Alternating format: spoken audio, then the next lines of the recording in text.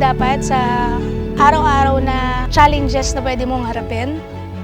Pangalawa, kailangan para maging isa kang magaling na public servant, mahal mo ang trabaho mo. Hindi lang to basta trabaho eh.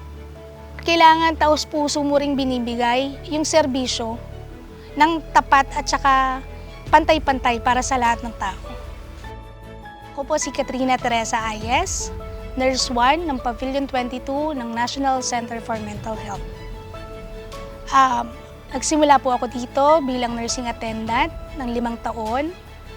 Umalis din po ulit ako at inasikaso ko po ang aking pamilya. Tumigil po ako ng 5 taon ulit at bumalik po ulit ako dito na bilang nurse.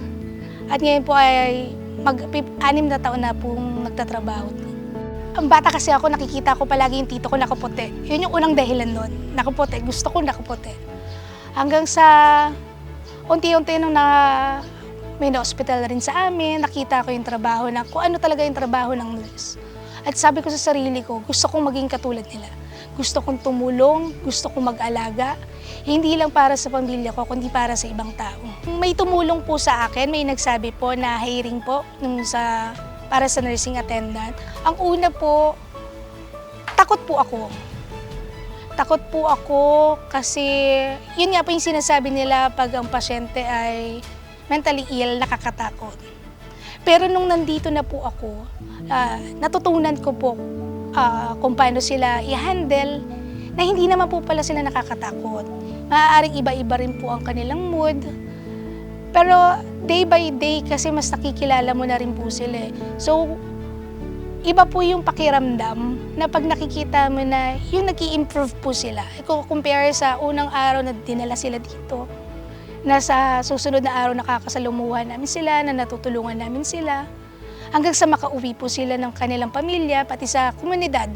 Iba-iba po kasi yung mga disorders ng mga patients po namin. Iba-iba rin po ang moods nila. Para masasabi ko po, mahirap siya sa una. Kasi lalo kung bago po ang pasyente, hindi po namin pa sila kilala. Pero habang tumatagal po, unti-unti rin po namin nakikita po kung ano po talaga yung ugali nila. Sa una lang po talaga, kasi hindi lang naman po ako mag-isa. Kumbaga, may team po ako. May mga kasama po akong nursing attendants, may doctors, andyan din po yung mga supervisors. So sama-sama rin naman po kami nag-a-assist at saka nag-aalaga sa aming mga pasyente. Pinili ko pong bumalik ulit for the second time sa NCMH. Dahil parang napalapit na rin po ako sa mga pasyente. Kumbaga naiintindihan ko na rin po kung ano yung kalagayan nila. At saka iba rin po yung fulfillment nga po, tulad nga po ng sinabi ko kanina.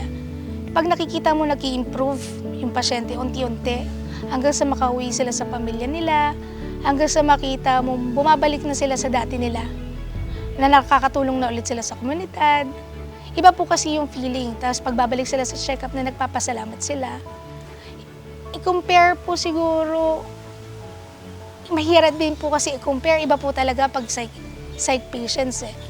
And dun na rin po yung papasok na minsan naiisip mo, paano pala kung ako pala to? O kamag-anak ko? So parang iba po yung care na naibibigay po namin sa kanila. Dumating din po yung time na gusto po ng pamilya namin mag-resign po ako. Pero mas pinili ko pong manatili po dito dahil alam ko po kung ano po ang responsibilidad ko. At iba po kasi yung feeling na nakikita ko po na gumagaling. Tsaka may naiaambag po ako sa well-being ng mga aming pasyente. Ako si Katrina Teresa Ayes, nurse ng National Center for Mental Health, ang inyong public servant.